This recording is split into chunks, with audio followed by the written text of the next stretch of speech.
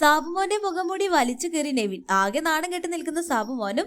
Live അപ്ഡേറ്റിലേക്ക് പോകാം. കഴിഞ്ഞ ഒരാഴ്ചയിലെ കാര്യങ്ങളെല്ലാം നോക്കുകയാണെങ്കിൽ ബിഗ് ബോസ് വീട്ടിൽ 2 ഗ്രൂപ്പുകൾ തമ്മിലായിരുന്നു വാക്കുതർക്കം നടന്നത്. അതായത് അക്ബർ, ആര്യൻ, നെവിൻ ഇവരൊരു ഗ്രൂപ്പ്, ഷാനവാസ്, അനുമോൾ, ആദില, നൂറ ഇവരൊരു ഗ്രൂപ്പ്. അനീഷ് പിന്നെ അവിടെയും ഇവിടെയും കേൾക്കാനായിട്ട് നിൽക്കും. സാബുമോനാണെങ്കിൽ അവിടെയും പോകും ഇവിടെയും പോകും.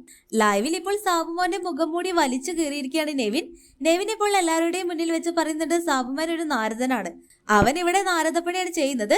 എന്റെയും അക്ബറിന്റെയും അടുത്ത് വന്ന് പറഞ്ഞിട്ടുണ്ട് അനീഷേട്ടൻ ഫേക്കാണ്, അതുപോലെ നിങ്ങൾ 5 പേരടങ്ങുന്ന നിങ്ങളുടെ ഗ്രൂപ്പ് അവൻ തകർക്കുമെന്ന് ഞങ്ങളുടെ അടുത്ത് പറഞ്ഞിട്ടുണ്ടായിരുന്നു.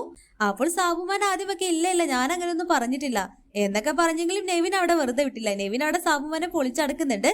സാബുമാൻ പറയുന്നു ഇവൻ ഇങ്ങനെയൊക്കെ പറയുമ്പോൾ ഇനി ഞാനെങ്ങാനും അങ്ങനെ പറഞ്ഞു കാണോ എന്നൊക്കെ പറഞ്ഞ് സാബുമാൻ അവിടെ പരിങ്ങി കളിക്കുന്നു.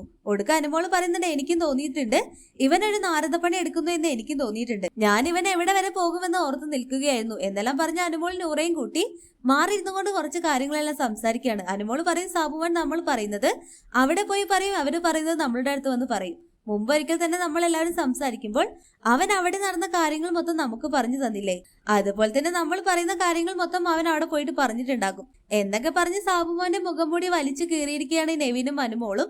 നെവിന്റെ സ്റ്റേറ്റ്മെന്റിനോട് അനുമോൾ പൂർണ്ണമായിട്ട് യോജിക്കുന്നുണ്ട്. എന്തായാലും നെവിൻ ഇതൊക്കെ വിളിച്ചു പറഞ്ഞതിൽ സാബുമോൻ ആകെ കലിപ്പിലാണ്. കലിപ്പിൽ അങ്ങോട്ടും ഇങ്ങോട്ടും നടക്കുന്ന സാബുമോനെ എല്ലാമാണ് ലൈവിൽ കാണിക്കുന്നത്.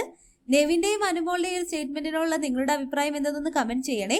അപ്പോൾ ലൈവ് അപ്ഡേഷൻ നമ്മുടെ ചാനലിൽ ഉണ്ടാകും. ആദ്യമായിട്ട് കാണുന്ന പ്രേക്ഷകരാണെങ്കിൽ യൂട്യൂബ് ചാനൽ സബ്സ്ക്രൈബ് ചെയ്യാൻ മറക്കേണ്ട.